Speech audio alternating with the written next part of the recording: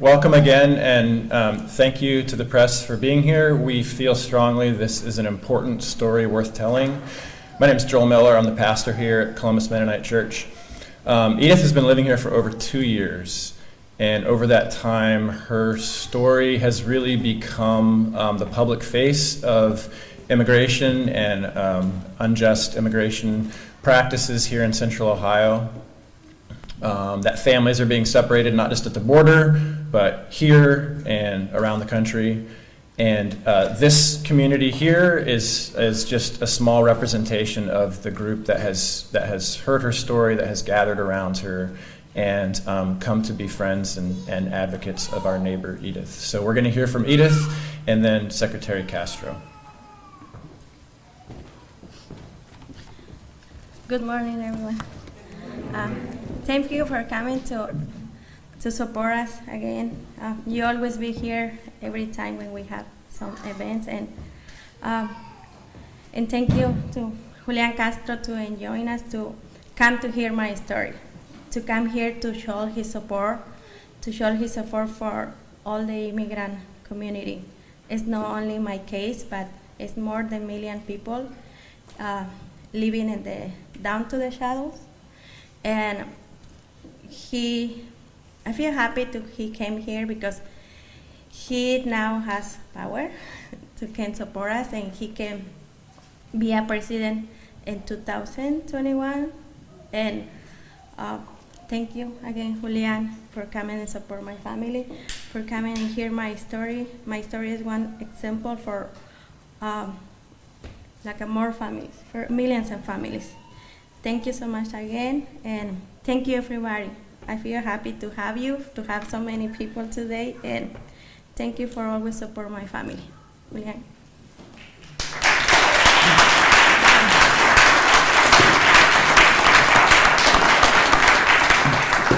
Good morning. Let me begin by thanking Pastor Miller for the generosity and grace and consistency with the Lord's teachings that this church and you have shown in hosting Edith for the last 2 years. And to everybody who's behind me who have used their voice to advocate for Edith and for families like hers. And most especially to Edith for the courage that you and your family have shown, the bravery that you have shown, the way that you have used your voice, not only to plead for your own case, but for so many others who are caught up in a broken immigration system. Thank you very much for that. It's a pleasure to be here with you today. I wanted to come here today because Edith's case is one of so many of people who are caught up in an immigration system that is broken, of human beings who are suffering because our laws are bad, because our system is caught up in a bureaucracy that has not reflected our best values as a country. I came here because I wanted to challenge our country to do better, and this administration to do better. About a week ago, I was in Matamoros, Mexico, across the border from Brownsville.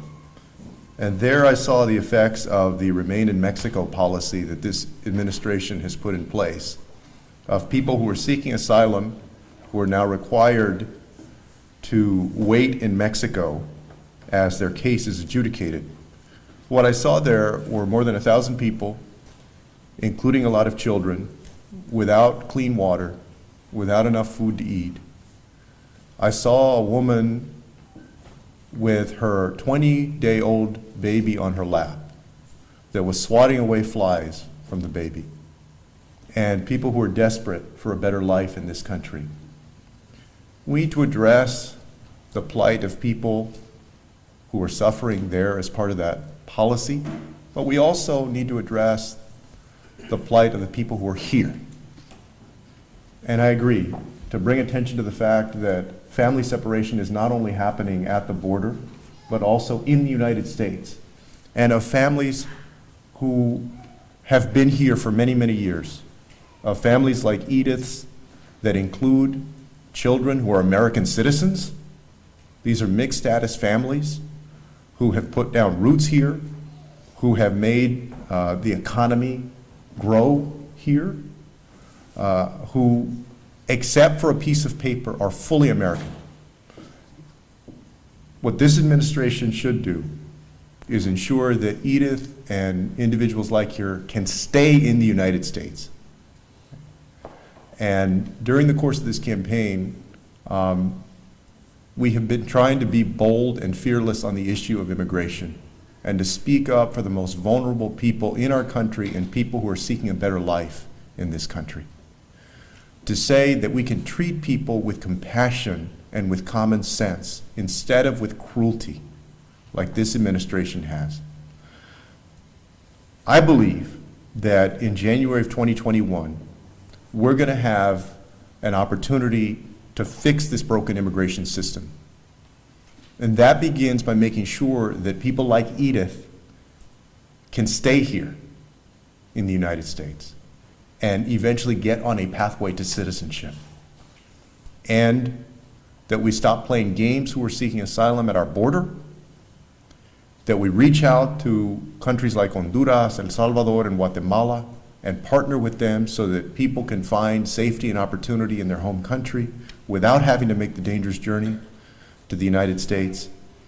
And that we recognize as a nation that just like immigrants of past generations, that immigrants of today are adding, not subtracting, to our nation, are making us a stronger country, and that frankly, in so many ways, we need them if we want to be stronger in the years ahead.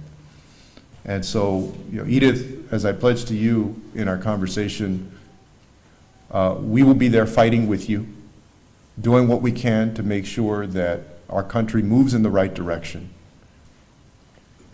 We care about you, we're thinking about you and your family, we're praying for you, and maybe most importantly, we're going to keep acting and working and using our voice so that not only can you remain here, but that so many others can as well, and that you can make our country stronger. Thank you very much. All right.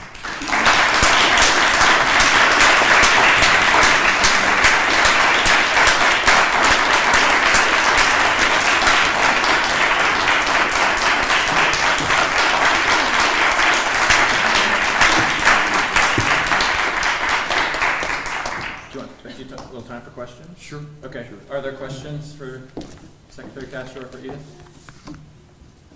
What else will you be doing while you're in town? Debating tonight. Yeah. Well, I mean, the debate is tonight, and so we're spending most of the time between now and then getting ready for the debate tonight. Yeah, I got in Sunday night, and we're just getting ready yesterday, and this is the only thing that I'm doing other than getting ready for the debate, and I think this is important to be here.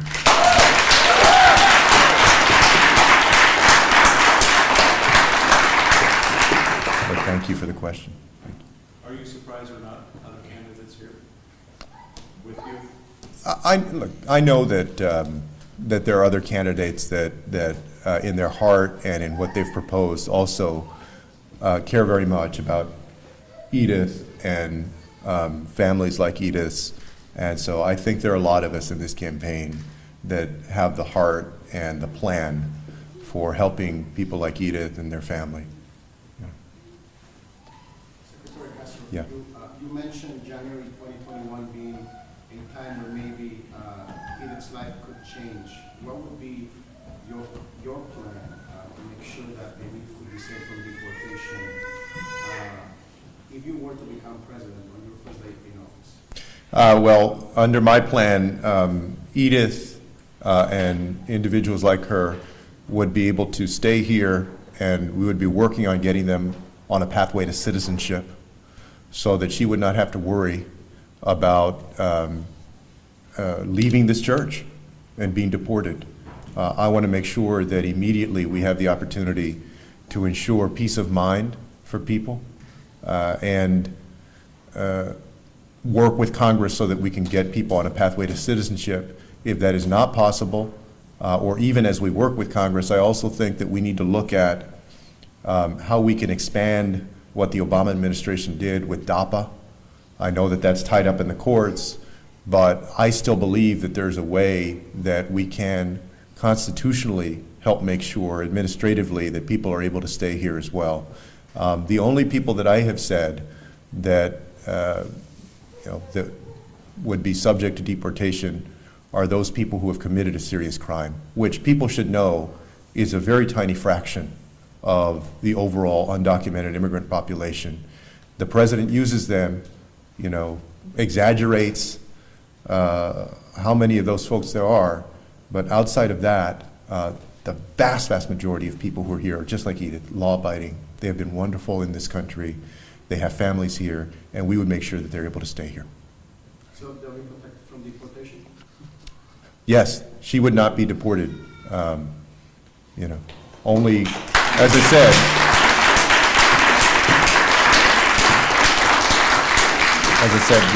we will make sure that we focus on only those who have committed a serious crime.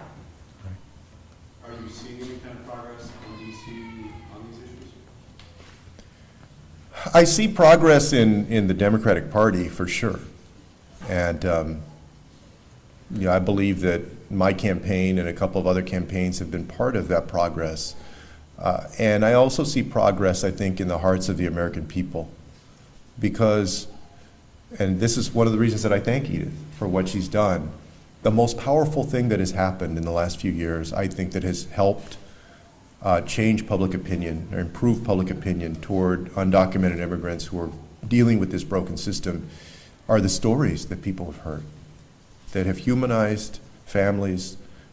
People understand that undocumented immigrants are not the threat that this president has painted. They are people who are our neighbors, they're entrepreneurs, they're people who are contributing in so many ways to the life of this country. And I see progress in the hearts of Americans out there, even though we don't see progress in the administration. Yes. So I'm hearing a lot of plans for if you do become president, and if that, for some reason, does not happen where you're in that seat, do you still pledge to help Edith with whatever position that you hold? Yeah, we spoke, and I said to Edith that during the course of the campaign that I'll do everything that I can to lift up her story and the stories of others like her. And I hope that y'all have seen in this campaign, without getting too political, that I've tried to use my voice to move our party and our country in the right direction. In part, that's because I grew up with a grandmother who was an immigrant from Mexico and came here as a 7-year-old orphan. And I know the way that immigrants, whether they've been documented or undocumented, from different places, have contributed to our country. So no matter what I'm doing, hopefully at the White House, but no matter what I'm doing, I will continue to use my voice for Edith and for others. And you mentioned some changes that you proposed to ICE. What would be some of those things that you're making changes to? Yeah, I would break up ICE, and I would.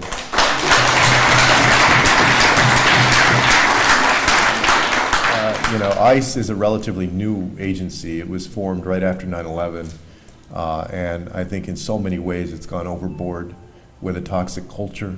I would put some of those enforcement functions into the Department of Justice and separate also Homeland Security investigations, which is part of ICE right now, and revamp the culture of our enforcement. If the question is, are we going to have enforcement or not? Of course, we're always going to have some enforcement, right? However, we can do better than ICE, and I would break it apart and put some of those enforcement functions in the Department of Justice with a complete revamp of how they do things. I also have said that I do not support the use of agents within 100 miles of a border. When I go to New Hampshire during this campaign, for instance, people there have spoken about them getting on Greyhound buses, of course, because they're near the Canadian border, or in Texas near the Mexican border, or in California. We need to revamp how we do all of that, to the practices that they've engaged in and that CBP has engaged in. There are a number of different changes I've outlined in my plan as well, very detailed changes. And I would just say that all of that is available at my website, which is just myname.com. Do you think with so many candidates in the Democratic Party, it lessens the chance of regaining the White House? No, I think it strengthens it, actually, because the person that emerges as the nominee, he or she is going to be that much stronger of a nominee because they have to go through, 18 or 19 very talented people. I mean, I think it's fair to say that you have an unprecedented field of people. And even if I were not running, just as a spectator, I would say, wow, you have a lot of great folks here, very talented, honest people with a vision for the future of the country. That means to win that, you have to be good. And that makes it more likely that that person, the nominee, is going to be strong against Donald Trump because they've gone through the gauntlet of 18 talented people. All right. Any other questions, y'all? Okay. Thank you all very much.